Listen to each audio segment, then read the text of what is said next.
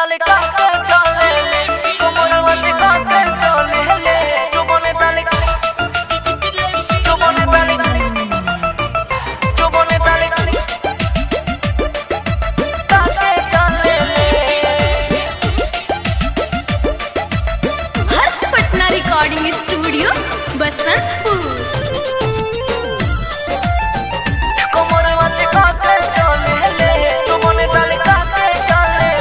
चोली में धोइले पिया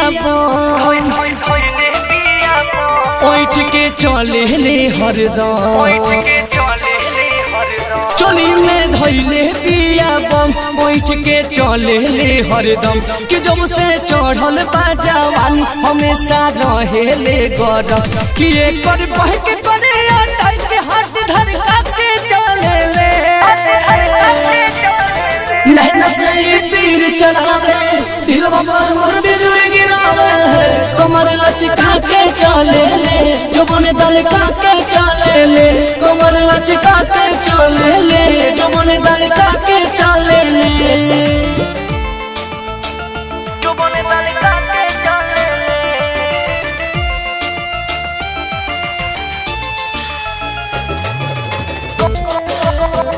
कमर लचका के चले ले जो बने दल का के चले ले दल का के चले ले छमक छल्लो बनतिया पेन्हे हा पकटी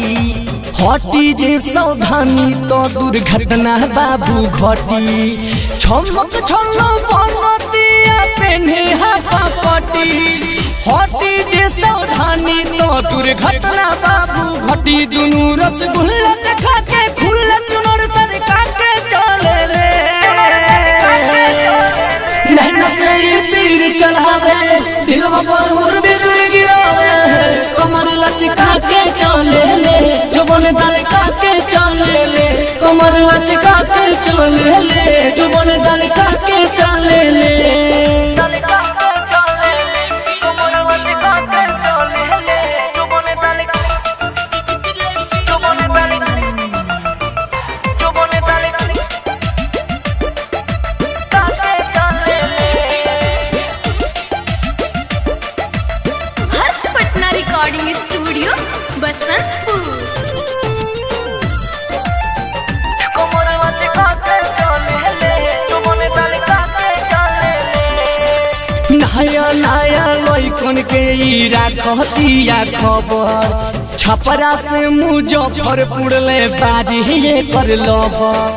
नया नया लइकन के ई राखतिया खबर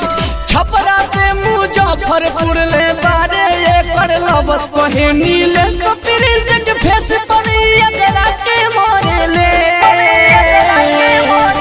नैना से ये तीर चलावे दिलवा पर मोर बिजुली गिरावे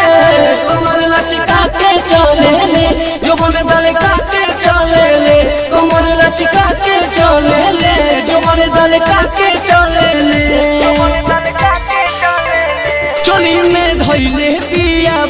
बैठ के चले ले हरदम कि जब से चढ़ल बा जवानी हमेशा रहे ले गरम कि एकर बह के करे अटाई के हाथ धर के चले ले नैना से तीर चलावे दिलवा पर मोर बिजुली गिरावे कमर लचका के चले ले जो बने दल का के चले ले कमर लचका के चले ले जो बने दल का के